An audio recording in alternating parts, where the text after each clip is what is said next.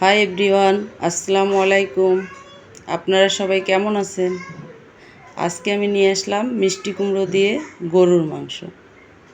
তা এখানে আপনাদেরকে দেখাচ্ছি, আমি এখানে নিয়েছি আধা কেজি পরিমাণ গরুর মাংস, সাথে নিয়েছি মিষ্টি কুমড়ো 4 ভাগের 1 ভাগ।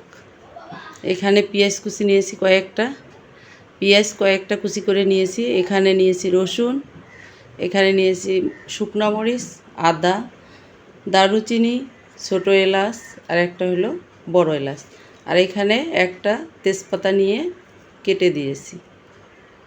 এখন আপনাদেরকে দেখাচ্ছি এই মশলাগুলো সবগুলো একখানে করে বেটে নিব।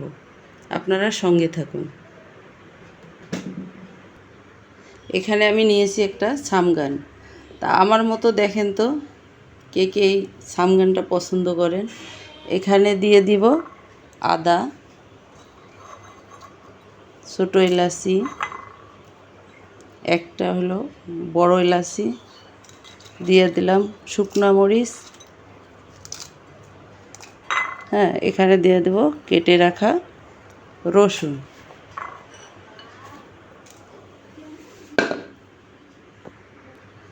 সামের মধ্যে সব উপকরণ এখানে একসঙ্গে নিয়ে নিছি। এখন আমি আপনাদেরকে বেটে দেখাবো, আপনারা সঙ্গে থাকুন।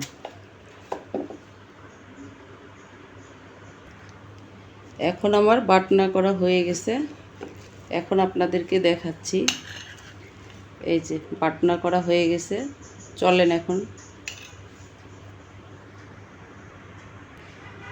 এখন রান্না করে দেখাই। এখানে নিয়েছি আমি একটা কড়াই, তার মধ্যে দিয়ে দেব গরুর মাংস, ধুয়ে রাখা গরুর মাংস। ওখানে দিয়ে দেব যে পেঁয়াজ, দারুচিনি আর তেজপাতা একসঙ্গে দিলাম। এখন দিয়ে দিব পরিমাণ মতো লবণ, দিয়ে দিব পরিমাণ মতো হলুদ।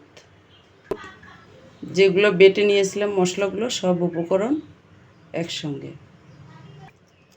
এখন দিব আমি পরিমাণ মতো সয়াবিন তেল। এখন আমি সব উপকরণগুলো একসঙ্গে মিশিয়ে নিব, আপনারা সঙ্গে থাকুন। এখন আমি দেখেন মাংসটা মেখে নিয়েছি। এখন দিয়ে দেব সিদ্ধর জন্য পরিমাণ মতো পানি।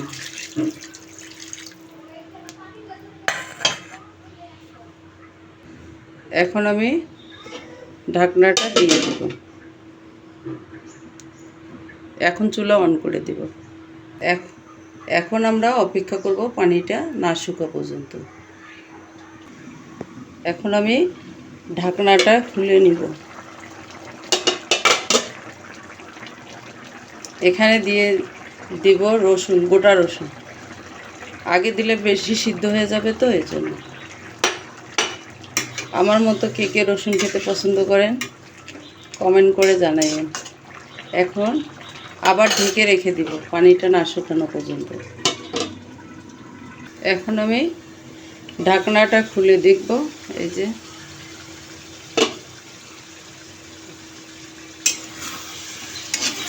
পানি শুকিয়ে গেছে। এখন আমি মাংসটাকে ভাজবো, আপনারা সঙ্গে থাকুন। এই মাংস ভাজা হয়ে গেছে। এখন আমি তেলটা ভেসে উঠছে দেখেন। এখন আমি এখানে দিয়ে দিব কেটে রাখা মিষ্টি কুমড়ো।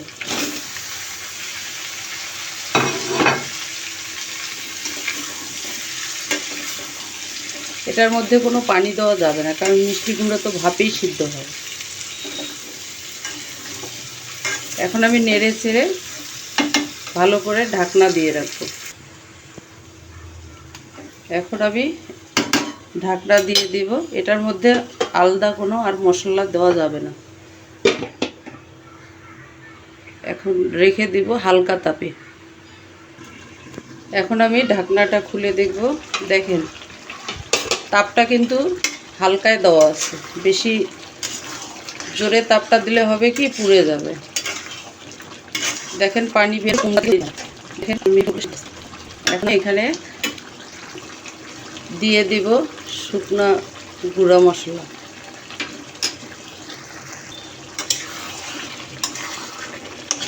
আমার মাংসের তরকারি কিন্তু হয়ে গেছে। এখানে কোনো আর পানি দিব না, পানি দিলে ওই স্বাদটা লাগবে না। আমার মাংস রান্না শেষ। এখন আমি চুলাটা বন্ধ করে দেব।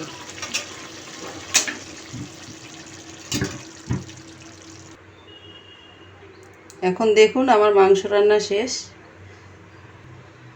এখন রান্নাটা যদি আমার ভালো লাগে অবশ্যই আমার সাথে থাকবেন, চ্যানেলটিকে সাবস্ক্রাইব করবেন, লাইক করবেন। আসসালামু আলাইকুম, আল্লাহ হাফেজ।